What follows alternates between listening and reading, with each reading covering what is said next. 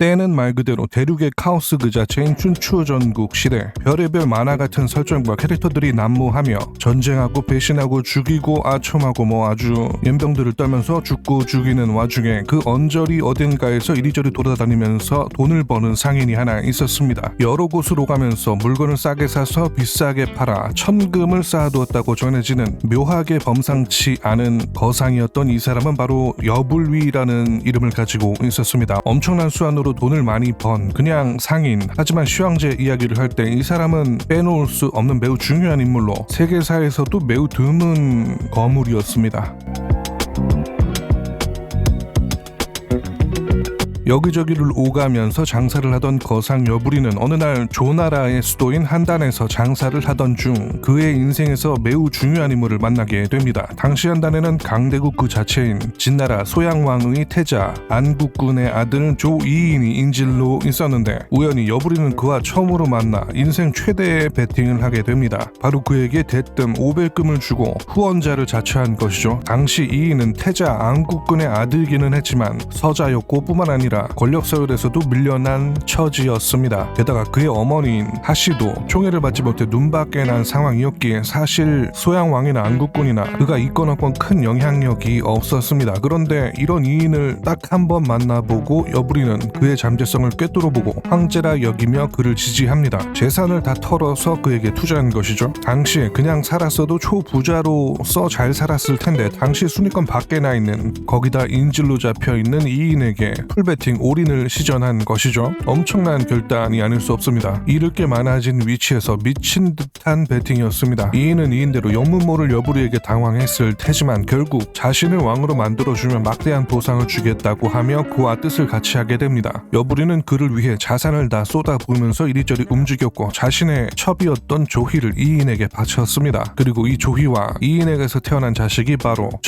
먼 훗날 중국을 통일하는 위험을 달성하는 시황제가 되는 인물입니다. 주인공이죠. 하지만 훗날은 훗날이고 여부리와 이인의 이야기를 계속해보면 일단 안국군은 정실 부인이 자식을 못 낳아 그의 자식들은 첩들에게서 얻은 서자였는데 때문에 왕에 오른 뒤 차기 후계자가 될 사람을 정하지 못하고 있었습니다. 여부리는 그의 정실 부인인 화양 부인을 지지자로 만들자고 조언했고 이인은 그녀의 환심을 사기 위해서 재물들을 그녀의 언니들에게 바쳐 비위를 맞추고 심지어 그녀의 고향인 초나라를 위하는 연극까지 합니다. 화양 부인은 자식은 없었지만 정실로서 영향력이 있었고 다른 서자가 왕이 되면 자신의 권력도 잃게 되었기에 두려워했는데 이인은 이런 그녀에게 있어서 유일한 희망이었습니다. 그녀는 곧 이인을 자신의 양자로 삼았고 초나라의 자식이라는 뜻의 자초라는 이름을 지어주기까지 합니다. 기원전 257년 정의 나이가 3살이 되었을 때 진나라가 조나라의 수도까지 공격해 오자 자초는 살해 위기에 처했는데 여부리는 쫓아온 병사들에게 황금 600근을 선물로 주고 그를 탈출시키는데 성공합니다. 자초는 초나라 탈출에 성공했지만 조희와 정은 초나라에서 숨어 지냈습니다. 여부리가 잘 숨겨놓은 건지 조희가 호족 집안 출신이라 그런 건지 어쨌든 이들은 이곳에서 살아남았습니다. 기원전 251년 정이 9살이 되었을 때 소양왕이 죽고 마침내 안국군이 효문왕으로 즉위하게 됩니다. 이로써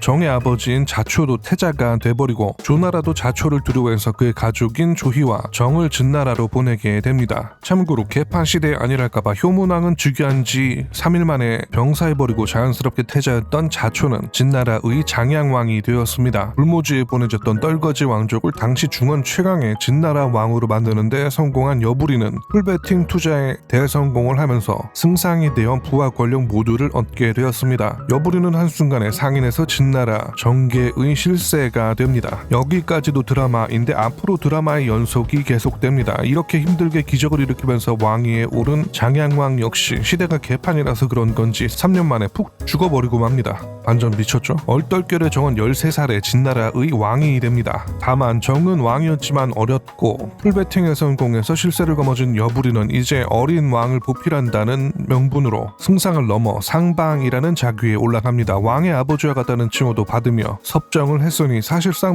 이제는 막을 자가 없는 살아있는 권력 그 자체가 돼버렸죠. 정의 어머니인 조태현은 원래부터 여부리의 첩이었죠. 둘은 다시 만나기 시작합니다. 다만 여부리는 이를 들키는 것을 염려해서 가짜 가짜 황간인 노예를 그녀에게 붙여줍니다. 노예는 아시죠? 중국사에서 길이 남는 그 방면으로 유명한 인물입니다. 그곳이 존내 큰 파워맨이었죠. 매우 대단했었는지 조태호와 그는 연인이 됩니다. 더 이상 조태호는 여부리를 찾지 않게 되었습니다. 이렇게 여부리의 무한 권력이 계속되는 듯 했으나 문제는 이 조태호와 노예에게서 시작되고 맙니다. 황간도 아니고 거물 소유자 그 자체인 노예와 조태호는 열정적으로 사랑했고 결과 두 명의 아이가 생겨버립니다. 이들은 아이를 감춰놓고 키우면서 정을 몰아내고 이 아이들을 왕으로 삼으려는 음모를 꾸미게 됩니다. 노예의 행동은 점점 거만해져 갔고 몰래 그를 조사하던 정에 의해 그와 조태호의 진상이 발각됩니다. 노예는 수도 함양 한복판에서 사병들을 모아 반란을 일으키지만 결국 진압당했고 결과적으로 조태호가 노예와 간통하면서 낳은 아이들은 자루에 넣어진 채 맞아 죽었고 달아났던 노예는 붙잡혀서 거열형에 처해진 뒤 삼족을 멸하게 됩니다. 조태호는 유폐되었다가 나중에 다시 궁으로 불러들이게 됩니다. 여부리는 이 반란에 직접적인 관련은 없었지만 워낙 강력했던 권력자를 칠 명분이었던지라 가짜 황간을 궁 안에 넣었다는 빌미로 파면하고 사형시키려고 했으나 여부리를 따르는 세력들이 워낙 많았던지라 그들의 항소에 의해 결국 벼슬을 빼앗고 유배를 보내는데 그치게 됩니다. 정은 쫓겨난 여부리의 재기를 불가능하게 만들고자 촉으로 가라고 명령했고 결국 여부리는 시리에 빠져 자살하게 됩니다. 노예, 여부리, 조태호 등 왕권을 위협할 만한 모든 세력들을 짓누른 데 성공한 정은 나이 22세에 모든 권력을 장악하고 비로소 전쟁 준비를 시작하게 됩니다.